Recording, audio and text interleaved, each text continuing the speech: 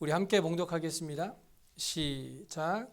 찬송하리로다. 하나님 곧 우리 주 예수 그리스도의 아버지께서 그리스도 안에서 하늘에 속한 모든 신령한 복을 우리에게 주시되 곧 창세전에 그리스도 안에서 우리를 택하사 우리로 사랑 안에서 그 앞에 거룩하고 흠이 없게 하시려고 그 기쁘신 뜻대로 우리를 예정하사 예수 그리스도로 말미암아 자기의 아들들이 되게 하셨으니 이는 그가 사랑하는 자 안에서 우리에게 거저 주시는 바 그의 은혜의 영광을 찬송하게 하려는 것이라.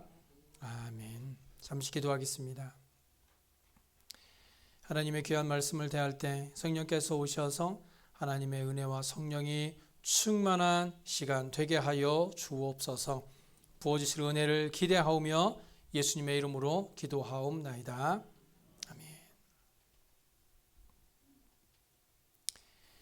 영국의 어느 북부 지방의 한 공원에 12사도의 이름을 붙인 나무가 있었다고 합니다.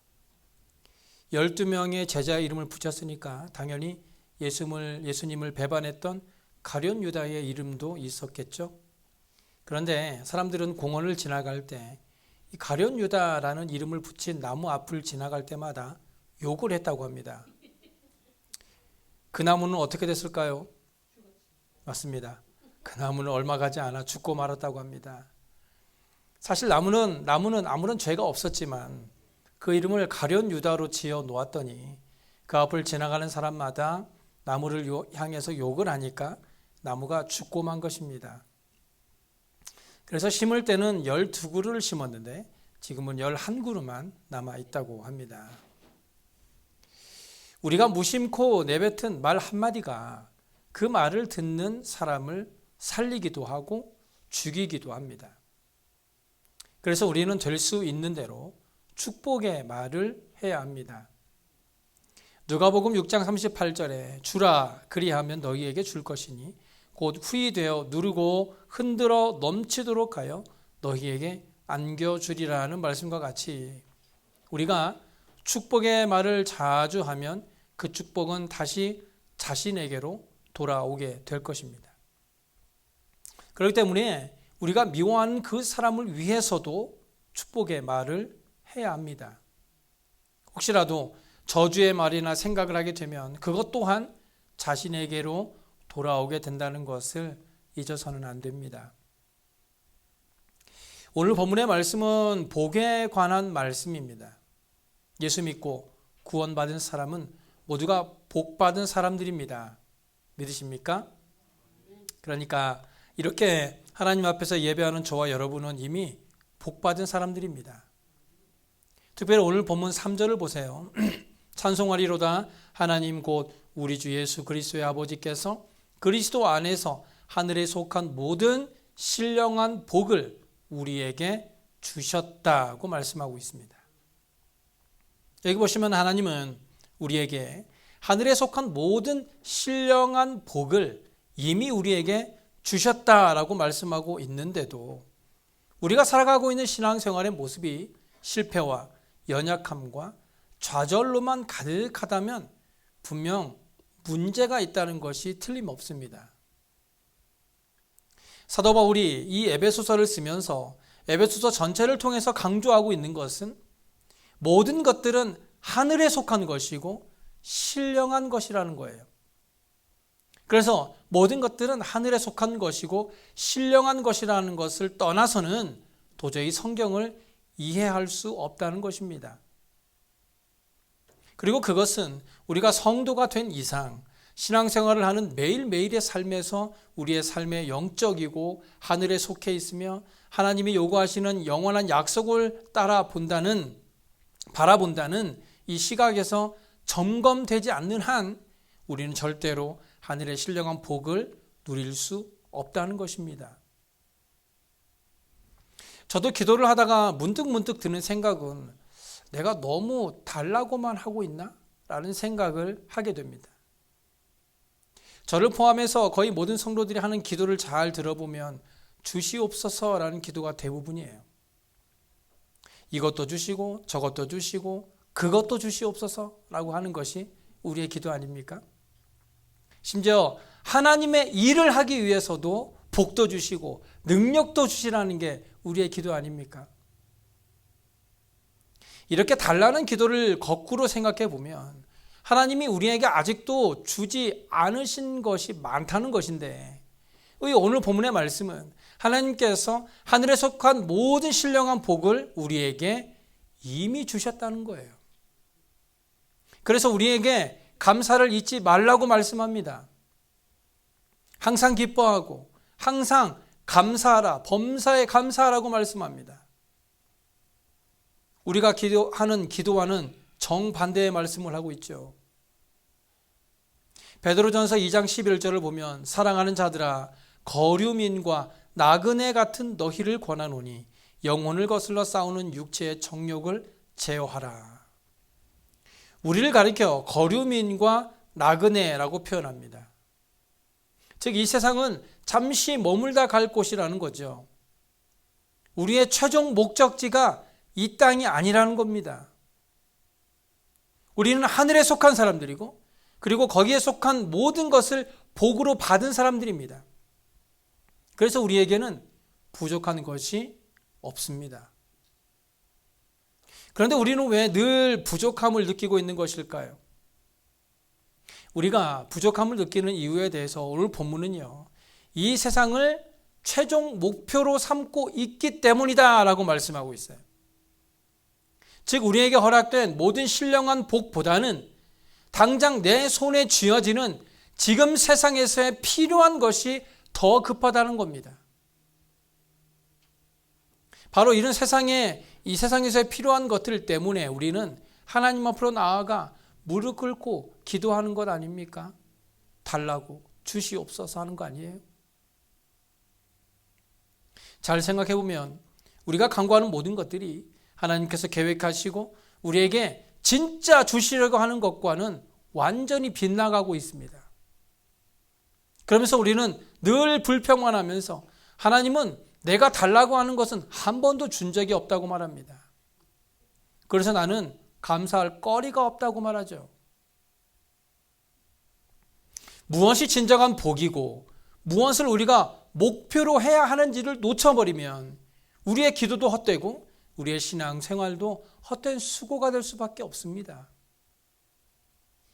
야고보서 1장 2절 이하를 보세요. 내 형제들아 너희가 여러 가지 시험을 당하거든 온전히 기쁘게 여기라. 이는 너희 믿음의 시련이 인내를 만들어내는 줄 너희가 알미라. 인내를 온전히 이루라. 이는 너희로 온전하고 구비하여 조금도 부족함이 없게 하려 함이라 고 말씀합니다. 그런데 우리는 어려운 일들을 만나면 하나님, 내가 도대체 무엇을 잘못했기에 나에게 이런 시련을 주십니까? 다른 사람들은 다 평안하게 잘 사는 것 같은데 유독 저에게만 이런 힘든 일을 주십니까? 라며 하나님을 원망하죠. 그런데요, 하나님께서 우리에게 이런 시련을 허락하시는 것은 그것을 통해서 더 중요한 것을 얻도록 하기 위해서입니다. 고린도후서 4장 14절에 주 예수를 다시 살리신 이가 예수와 함께 우리도 다시 살리사 너희와 함께 그 앞에 서게 하실 줄을 안다고 말씀합니다. 즉 모든 그리스도인들은 이 현세를 살아가고 있지만 내세를 바라본다는 겁니다. 그래서 우리가 지금 겪고 있는 이 환난이 이 땅을 살아갈 때는 힘이 들겠지만 이것은 결국 우리에게 더 중요한 것들을 만들어낸다는 것이에요. 우리에게 주 예수를 다시 살리신 이가 예수와 함께 우리도 다시 살리셔서 너희와 함께 그 영광된 자리에 하나님의 영광의 보좌 앞에 서게 하실 줄을 안다라는 이 궁극적인 목표가 없다면, 우리에게 이런 미래에 대한 소망이 없다면 지금 우리가 이 세상에서 이런 환난을 당할 이유가 전혀 없다는 거예요. 그래서 그 소망과 그 약속을 분명하게 알고 있다면 지금 우리가 당하고 있는 이런 고난을 그냥 지나칠 수 없다는 거예요. 그러니까 우리는 이 땅에서 더 시련을 당하고 더 훈련받고 더 연단 받아야 한다는 것이에요. 왜냐하면 18절을 보세요. 우리가 주목하는 것은 보이는 것이 아니요 보이지 않는 것이니 보이는 것은 잠깐이요 보이지 않는 것은 영원하기 때문입니다. 이것을 믿으십니까? 이것이 모든 그리스도인들이 속고 있는 부분이에요. 우리가 신앙생활을 열심히 하고 하나님의 말씀대로 살아가면 하나님께서 복을 주실 것이니 그런 사람에게는 시련도 없고 환난도 없을 거라는 겁니다. 왜냐하면 하나님의 복이 지금 내려지기 때문이라는 겁니다. 그래서 하나님 앞에서 인정을 받은 사람은 지금 잘 되는 사람이라는 거예요. 지금 당장 우리 눈앞에 복이 보여져야 하는 것이죠. 하지만 이것은 성경에서 말씀하는 복과는 전혀 정반대의 것이에요. 예수님의 말씀을 기억하시나요? 그들은 자기 상을 이미 받았느니라. 누구를 향해서 한 말입니까? 이 말씀을 외식하는 자와 같이 사람들에게 보이려고 신앙생활을 했던 바리새인과 서기관들을 향해 예수님이 하신 말씀이에요. 우리 주님께서는 너희의 의를 사람들에게 보이려고 신앙생활을 하지 말라고 말씀하셨어요. 너희는 은밀히 보시는 하나님 앞에서 행하라고 말씀하시죠. 이 땅에서의 복을 구하고 그런 복을 누리고자 하는 사람은 하늘의 상급을 기대하지 말라는 겁니다. 오히려 우리가 이 세상을 사는 동안 영원한 것을 준비하며 그 영원한 영광의 것을 얻기 위해 훈련과 시련과 인내와 고통에 감사하며 믿음으로 잘 연단받아야 한다는 것입니다. 오늘 본문을 기록한 바울도 바로 이런 이야기를 하고 있는 거예요. 본문 3절부터 14절까지를 보시면 하나님의 시각에서 바라본 하나님의 계획, 우리들을 향하신 하나님의 뜻, 그리고 하나님의 영광된 목적을 이야기한 후에 이제 17절에 넘어가면 이렇게 말합니다. 우리 주 예수 그리스도의 하나님, 영광의 아버지께서 지혜와 계시의 영을 너희에게 주사 하나님을 알게 하시고 너희 마음의 눈을 밝히사 그의 부르심의 소망이 무엇이며 성도 안에서 그 기업의 영광의 풍성함이 무엇이며 그의 힘의 위력으로 역사하심을 따라 믿는 우리에게 베푸신 능력의 지극히 크심이 어떠한 것을 너희로 알게 하시기를 구하노라. 이것이 바울의 기도였어요. 이것이 없어지면 우리는 당장이라도 이 세상 싸움에 말려두고 마는 거예요. 누가 더 잘났느냐? 누가 하나님 옆에 더 사랑받는 사람이냐? 누가 하나님께 더 복을 받은 사람이냐 하는 이 세상에 있는 것으로 서로 비교하기 시작합니다. 그리고 그런 비교 속에서 자신도 모르게 교만해지거나 서로를 하찮은 존재로 여깁니다.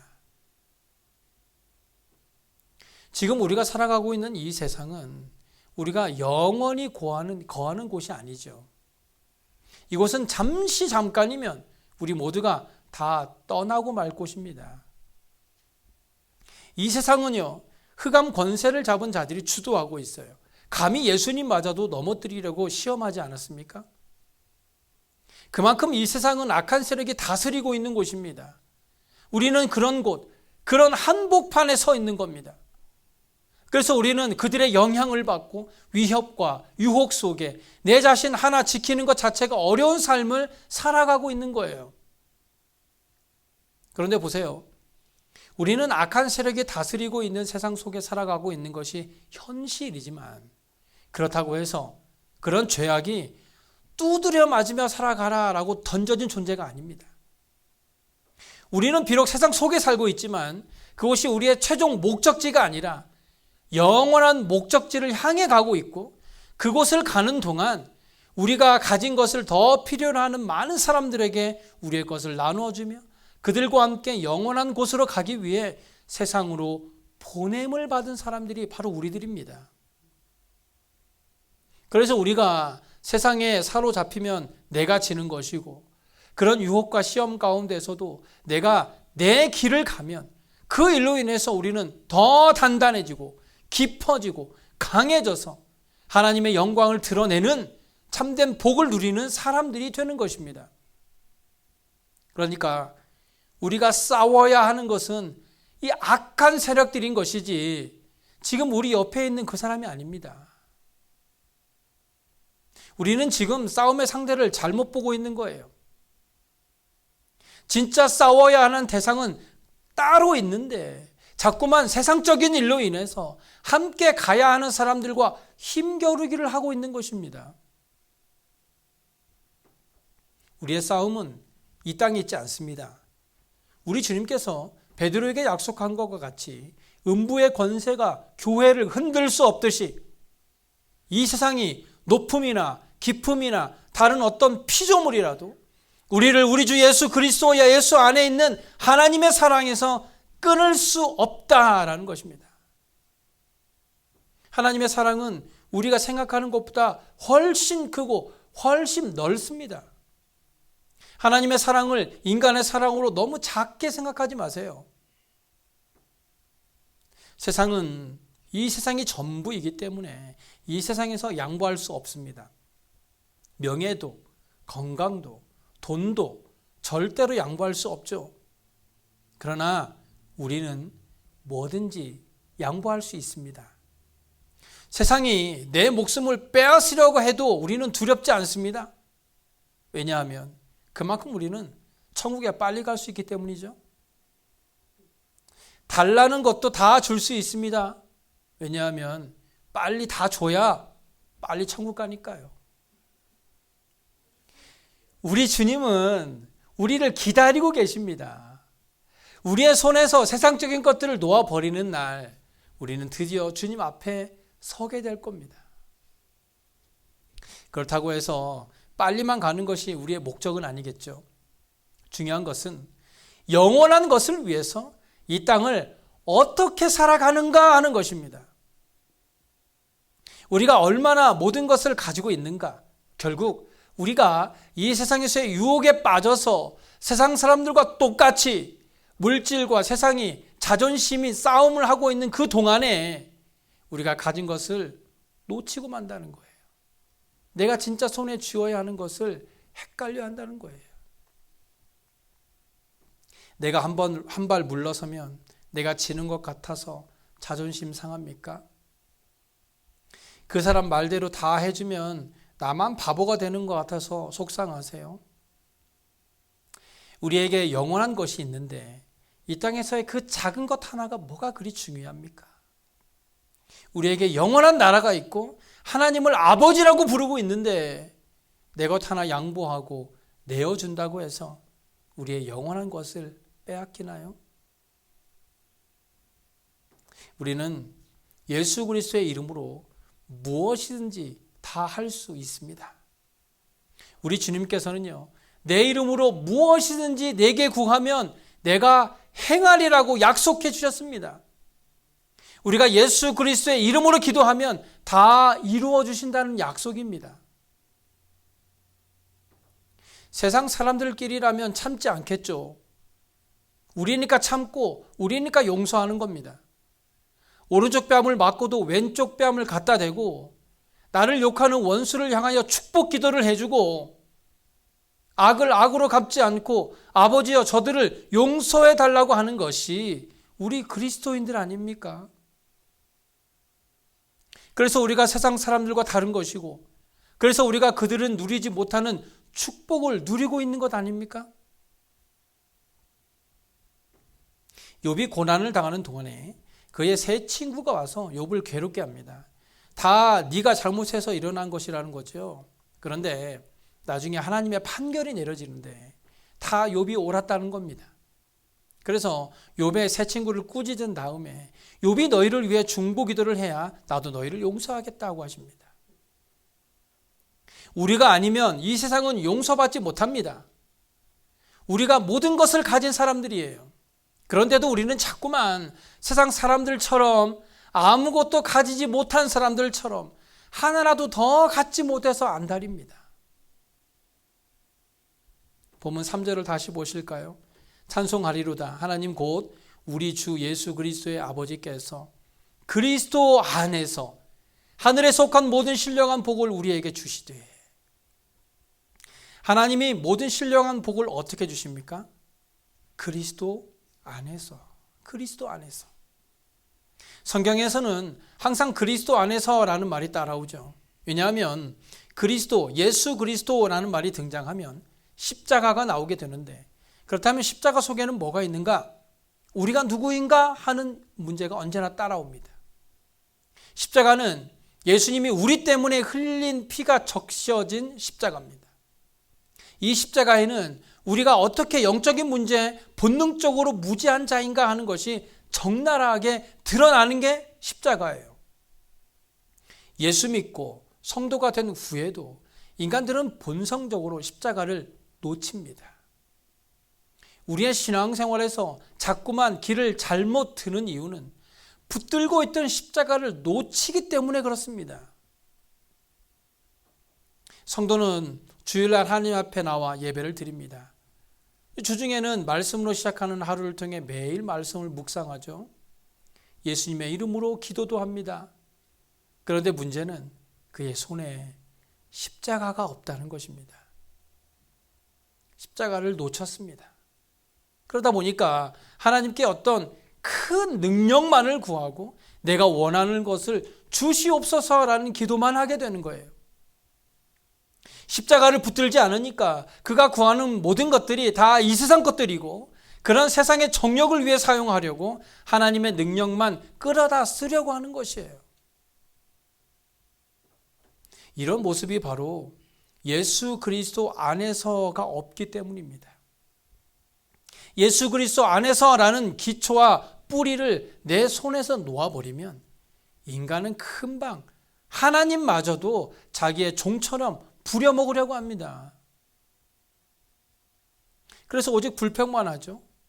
하나님이 하라는 대로 다 했다는 겁니다. 예배도 다 드리고 기도도 하고 말씀도 열심히 보았는데 왜 자기가 요구하는 것은 들어주지 않느냐고 화를 내는 거예요. 누가 주인인지도 모르고 도대체 하나님께 자신이 무엇을 요구하고 있는지도 모르고 있는 거예요. 이런 일들이 바로 예수 그리스도 안에서를 놓쳤기 때문입니다.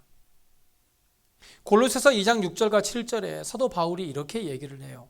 그러므로 너희가 그리스도 예수를 주로 받았으니 그 안에서 행하되 그 안에 뿌리를 박으며 세움을 받아 교훈을 받은 대로 믿음에 굳게 서서 감사함을 넘치게 하라.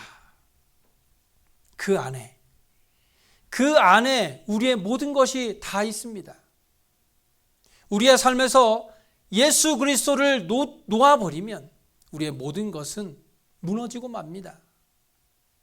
그 안에 지혜와 지식과 모든 보화가 감추어져 있고 하나님의 비밀이 그 안에 모두 다 들어있기 때문에 예수 그리스도를 놓치게 되면 모든 것을 놓치게 되는 거예요. 그래서 그 안에 뿌리를 박으며 세움을 받아 교훈을 받은 대로 믿음에 굳게 서야 우리의 삶에서 감사를 놓치지 않게 된다는 것입니다. 우리의 삶이 예수 그리스도 안에 없기 때문에 우리의 삶의 감사와 웃음이 사라진 것입니다. 우리가 예수 그리스도 안에 있으면 그 무엇도 우리를 그 영광된 소망에서 절대로 끊을 수 없습니다. 나를 때리고 나를 곤란하게 하고 나를 욕하고 나를 감옥에 넣고 3번 태장으로 때리고 41 가만 매를 5번 맞고 헐벗고 굶주리고 목마르고 돌에 맞아 죽을 뻔했어도 아무도 주를 향한 나의 열심과 그를 사랑하는 것과 나에게 허락된 영광의 소망을 단념하게 하지 못할 것입니다. 바로 이것이 우리에게 있어야 하는 거예요. 예수 그리스도 안에서 우리는 살아가야 합니다. 만약 지금 여러분의 신앙생활이 기쁨이 없고 무거운 마음만 가득하다면 그리스도 안으로 돌아와야 합니다. 다른 것보다 먼저 예수 그리스도 안으로 돌아오기 위해 기도해야 합니다. 세상적인 것들을 포기해서라도 예수 그리스도 안으로 들어가기 위해 노력해야 합니다. 그것만이 우리가 다시 웃을 수 있는 유일한 방법입니다. 미국의 유명한 록 가수 엘비스 프레슬리를 잘 아시죠? 저도 알라바마에 있을 때 이 멤피스에 있는 그의 생가를 갔던 적이 있었는데요. 지금까지도 그의 기념관에는 생전에 그의 노래를 그리는 수많은 방문객들이 줄을 짓고 있습니다. 그런데 그렇게 유명하고 돈을 많이 벌었던 엘비스 프레슬리는 그의 생전에 마약을 하지 않고는 무대에 오르지 못할 정도로 불안했다고 합니다. 그리고 무대에 오를 때나 외출할 때에는 가죽 장화에 작은 권총과 단도, 칼을 휴대하지 않으면 안 될 만큼 안정을 상실한 상태였다고 합니다. 겉으로 보기에는 화려하고 행복해 보였던 그가 정말 행복하고 성공한 가수였다고 말할 수 있을까요? 많은 사람들, 아니 거의 모든 사람들이 세상에서의 성공을 꿈꿉니다. 심지어 자기가 성공의 꿈을 이루지 못하면 자녀들을 통해서라도 자신의 꿈을 이루고 싶어 하죠. 성공을 하고 꿈을 이루는 것이 나쁘다는 것이 아닙니다. 문제는 우리가 이루고자 하는 그 성공에 그리스도 안에서가 있느냐 하는 거예요. 세상에서 요구하는 성공을 이룬다고 해서 그가 정말 행복한 인생이 아닌 것은 우리가 모두 다 잘 알고 있을 겁니다. 하지만 알기는 알지만 그래도 일단은 세상적으로 성공을 해 놓아야 그 다음에 그리스도 안에서도 가능하다라고 생각합니다. 세상적인 성공도 하지 못했는데 아무리 그리스도 안에서 살아가면 뭐 하냐는 거죠. 그런 삶은 누구 하나 알아주지 않는다는 것입니다. 바로 거기에 함정이 있는 거예요. 우리는 누군가가 우리의 삶을 인정해 주기를 바랍니다. 그래서 세상 사람들의 인정을 받기 위해 그들이 원하는 삶을 이루고 싶어 하죠. 그런 다음에 신앙생활을 하고 믿음을 지키는 것이 더 멋진 삶이라고 착각을 하는 겁니다. 오늘 본문 5절과 6절을 보세요. 그 기쁘신 뜻대로 우리를 예정하사 예수 그리스도로 말미암아 자기의 아들들이 되게 하셨으니 이는 그가 사랑하시는 자 안에서 우리에게 거저 주시는 바 그의 은혜의 영광을 찬송하게 하려는 것이라. 하나님께서 창세 전부터 이 세상을 창조하기 전부터 저와 여러분을 예정하신 이유는 우리 주 예수 그리스도 안에서 하늘에 속한 모든 신령한 복으로 우리에게 복을 주신 것을 알고 믿고 누리라는 것입니다. 그래서 흔들림 없이 우리를 부르신 하나님의 부르심 안에서 사랑과 감사와 담대한 믿음 가운데 승리하여 하나님의 은혜의 영광을 찬송하라는 것입니다.